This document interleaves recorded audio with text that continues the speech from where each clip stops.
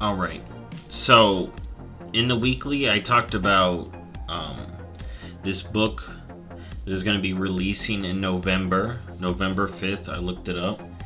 And this book is going to contain short stories, and people have been speculating. So, this week's lore rant is speculating about these short stories. So, I'm going to bring up a Wowhead post real quick. Because if you just want to like read up what they're about or whatnot, this post is pretty good. I'll link it. It'll show you what the book description was, and it'll tell you the date it's currently set. It could change. And this was the book description we got right here. Enhance your experience of the war within, the first expansions in World of Warcraft's World Soul Saga, with this immersive short story anthology featuring an all-star cast of best-selling award-winning authors. So I'm going to read the rest of this. But this is the book description that we got, and it's called World of Warcraft: The Voices Within. Alright? From deep beneath the surface of Azeroth, a mysterious voice cries out for heroes, but before these brave souls heed the call, they must answer their own voices within. Anduin's wanderings at last led him to the solitude he seeks, until his peace is shattered in a heart-ending tale by Christy Golden. Andrew Robinson takes Gazlowe to a struggling goblin city where he aims to inspire its citizens to more worthy ambitions. Thrall grapples with his son's coming of age in a heartfelt story by Jonathan Maberry about what it means to love and let go. Delilah Dawson gives voice to Illyria Windrunner, desperate to connect with her son in a tense, bittersweet journey home. These tales besides more.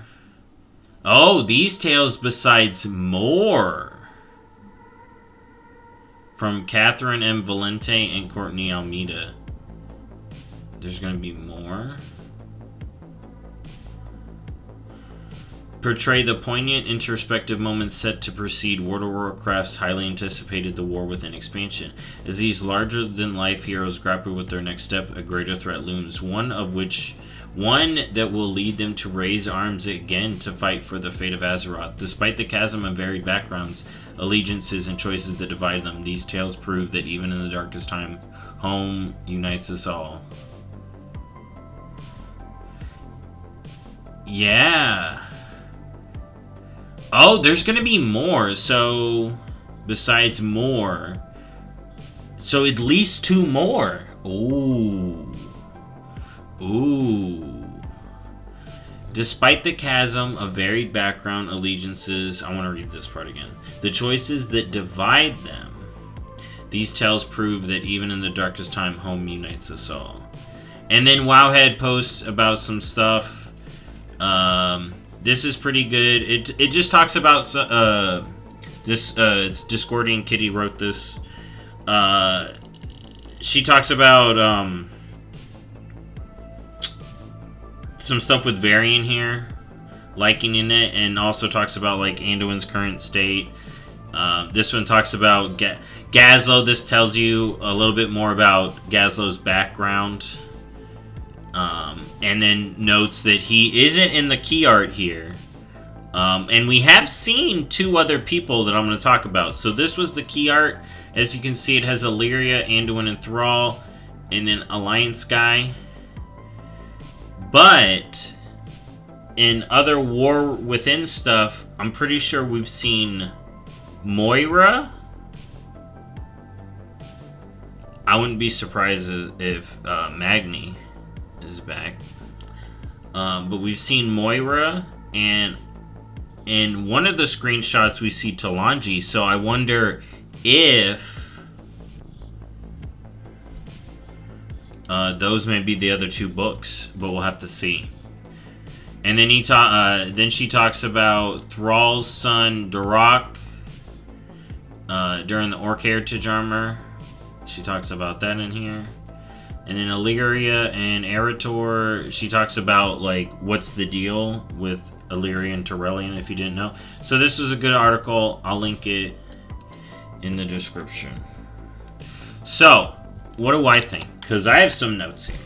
Because I want to add more. This isn't just read a Wowhead article, but if you want to get, it was reported on by a few places. But yeah, the book description is the main.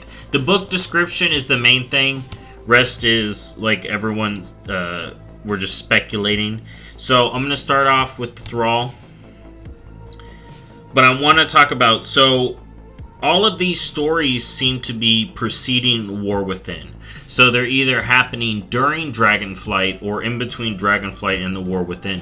We may have another little time skip, maybe like a couple of months or something like that, but we'll have to see how this all plays out, because 10.2.6 is mystery, 10.2.7 is Dark Hearts, so this is going to be getting us into the next expansion, so it'll be interesting. But it's not the pre-patch event. So we're getting a setup patch. And then the pre-patch event, who knows what that's going to be. I am going to be pulling up the map here, because we're going to be looking at some stuff. So I'm going to pull it up full. So, where have we left Thrall, though? You know, we did the whole Orc reunion. And this short story is between Thrall and Durak, his son. We've seen his son, Durak. And it says, grappling with his son's coming of age. So, during the Orc Heritage, I think it was still said, and it's said in that article, that it was still a few... Hold on. The young boy was still a few ways away from his coming of age, so we may be a year out from Dragonflight. But let's see. So he's coming of age, and it says love and let go. There was some of the stuff in the Orc Heritage paints him as maybe he doesn't think he's going to be a shaman. Maybe he's not feeling shaman, and he thinks he's expected to be a shaman like his father and his mother. So it may play into that. But one thing I was thinking is Thrall has a wolf named Snow Song. And we know from BFA and stuff that Snow Song is getting older. Now, people have speculated this Snow Song has already passed. I believe it's just speculation. But I wonder if this story, Love and Let Go, will be something with Snow Song. And then maybe we will see a Thrall model update. Yeah, let's look. We get more fur. See, he does have some fur. But maybe... I don't know. But it's definitely something to think about. Because that's a love and let go. It could be Thrall has to learn to... Maybe his son wants to go do this, and it's going to draw them away. So, we'll have to see how that plays out.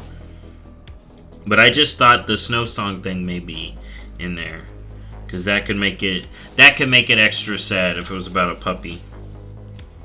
A pupper. But Snow Song's old. But they still a puppy. So, there's that. That's all I got for that. And then I imagine the Thrall one is going to end with him like, yo, I got to go talk to Anduin. And maybe he has a vision. I think there's going to be visions in all of these, or the voice. Alright? At least the voice in all of these that the main character is going to be dealing with. So the next one, Anduin. Anduin's wanderings. Alright? So, solitude until his peace is shattered.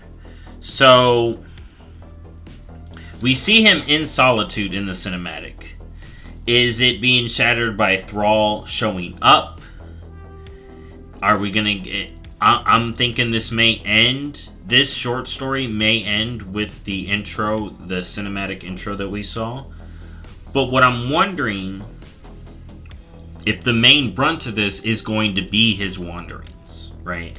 We're going to be dealing with, and then the visions, and then he finally finds this peace, right? He finally finds this peace, and after his wanderings, he's dealing with no light, and then he starts having these visions and the voices, and then boom, right at the end of the story, it's Thrall shows up. All right, we're gonna get to see we're gonna get to see. Oh my God, this is the wrong Silithus. All I know is Silithus with sword, because that's where he's hanging out. You know. Here we're gonna pull back up the map, because there is some stuff on this map that I want to talk about. So remember, the expansion is taking place over here. So we have Thrall dealing with his kid up here. Then we have Anduin down here in Silithus, hanging out with the sword. And then it's like, yo, portaling. Who's portaling Thrall? It's probably going to be Jaina. Maybe Jaina gets a story. Or Khadgar. Maybe it's Khadgar. Alright, so that's where I see Anduin's going. You know, he'll definitely be getting the whispers. I wonder if he'll be getting multiple voices, because now we're going to come to Illyria. So Illyria is returning home. Alright, which we all know where her home is. It is literally right here. It has her name on it. Alright, here, let's move my camera. Her name is literally on here. Right here. Okay, so Illyria and Eretor. Desperate to connect with her son in a tense, bittersweet journey home. Alright? Tense, bittersweet journey. Right? So, I guess still at this point, she may think the Blood Elves may not want her there, but we know in Midnight we're going to have this reunion. So maybe this is the first steps of that. Being like, hey, Illyria, you can come home. It does have your name on it.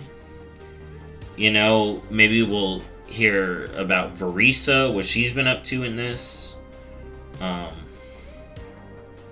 it says tense and bittersweet journey, so there's definitely going to be some talk between her and Eretor. How into the light is Eretor? Because as far as we've seen him, he is pro-light. He's on his father's side.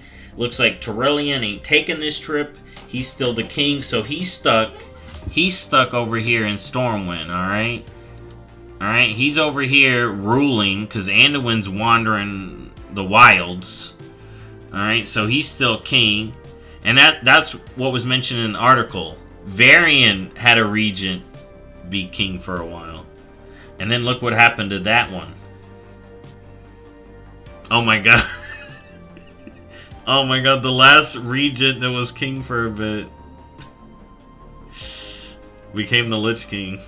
Who knows what's in store for Turellian. But he's back in Stormwind. She's going up north, back home with her son. There's some tense, bittersweet journey. And I imagine throughout the journey, so Anduin and Thrall will have visions and whispers from Azeroth. I imagine Illyria's whispers being very different. We know she gets whispers from the old gods, so maybe the old gods are ramping up. Maybe she's hearing Xal'atath. Maybe she's the one that's like, I've seen what Xal'atath is doing. I've had the vision. You know, Azeroth helps her have that vision, maybe. Because maybe Azeroth can give her visions in the voice. But I also think the Illyria stuff is setting up Midnight, aka our revamp of Quel'Thalas. And I think it is going to set up how this area is going to be currently looking. Because Sylvanas was pretty much owning it. It's been 3 years. Did Verisa come home? Is Illyria joined Verisa? What is she up to? What is the state of the Ghostlands? You know, it's been a while. We came back for the Blood Elf Heritage weapon, I think, in Shadowlands. And we were cleaning up the Dead Scars, so it was still active then, but now it's been years. 3 years, 5 years, if you count all of Shadowlands. So, That'll be interesting. Now, here's the big one. The Gazlo one is the big one. I don't know why I put that away. The Gazlo one is the big one. Everyone's been talking about the Gazlo one. Let's talk about the Gazlo one, because the Gazlo one is great, and it's got goblins. So, Gazlo's leadership. A struggling goblin city.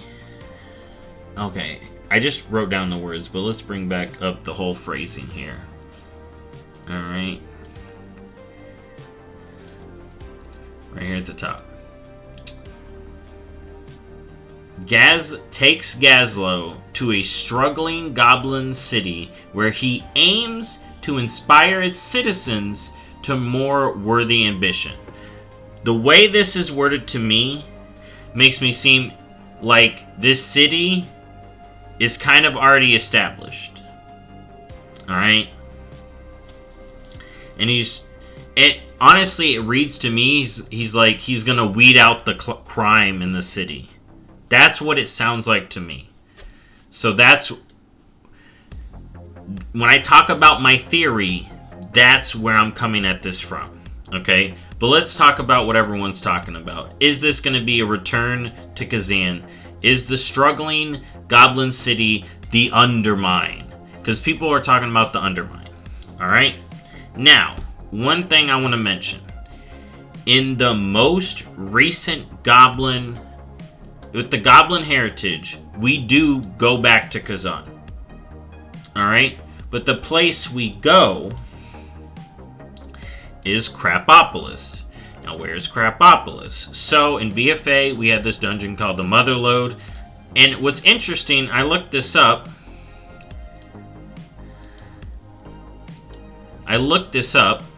Early on, this was called the Undermine,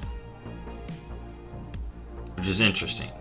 But this is supposedly on Kazan, right? So it could either be like here on Kazan, or maybe down over here. But this is a part of Kazan. Alright, this dungeon. The Motherlode. And what we do is we head back here during the Goblin Heritage and essentially free this little area from Gallywix. Alright? Crapopolis. Alright? As it's called. So, could we see a return to Crapopolis? And the Undermine would be like up under here, like in the mountain of Kazan. Would we see a return to the top of Kazan? If we were going to get a return to Kazan, because here, let's roll it back real quick.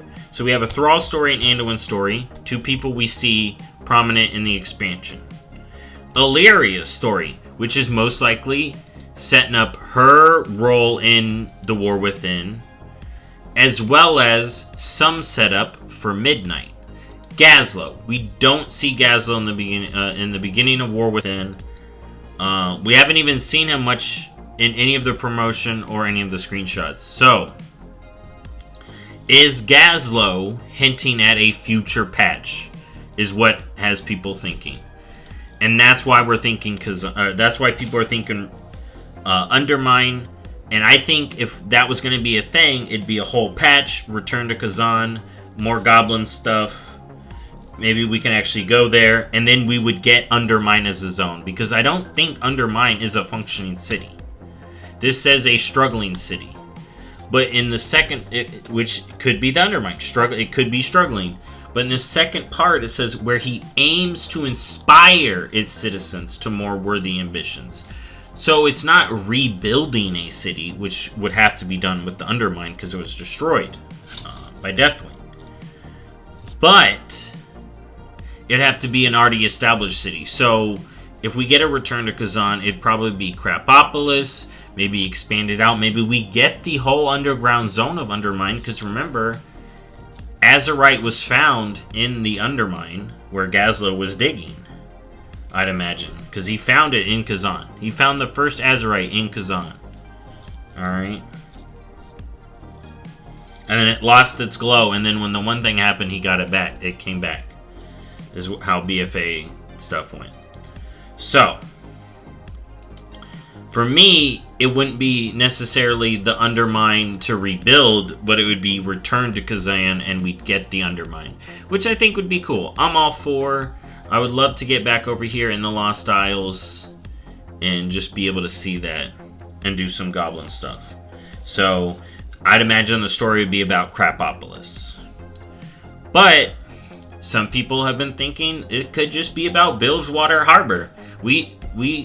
Someone said long ago that this cannon was going to be fired, and that person is no longer there. But people were kind of wanting the cannon to be fired, but I don't know where we fire it now. Maybe at the sword. Maybe we fire it at the sword. I don't know. But we got this big goblin city, Bilgewater Harbor, with a big giant cannon. You know, could the worthy ambition be like, let's take down the cannon, we don't need it, and build up our city? Maybe. That could be interesting. And I just came up with that. I didn't have that in my notes, but that would, like, it could be. It could be like it's in a military base city and we're at peace and there's corruption and Gazlo comes in and just weeds it out. And we get like, but then that wouldn't be leading up to anything. If this got a revamp, I doubt this would be leading up to anything here, honestly. Unless maybe the Naga could do something here. Maybe the Naga start getting active later on in the expansion. Who knows? But now let's go to my idea. Let's go to my idea. This is my idea. And I'm going to tell you. It's because I love Hearthstone so much that I have this idea. But this expansion takes place over here. Alright, right over here. What is right up here? And it's shown in the cinematic. Oh my god, Southern Kalimdor. I'm one of the people that thinks we are going to get revamped Southern Kalimdor as zone content. As patch content. Alright? What a better way for patch content than Big City Gadget Zan revamp. Alright?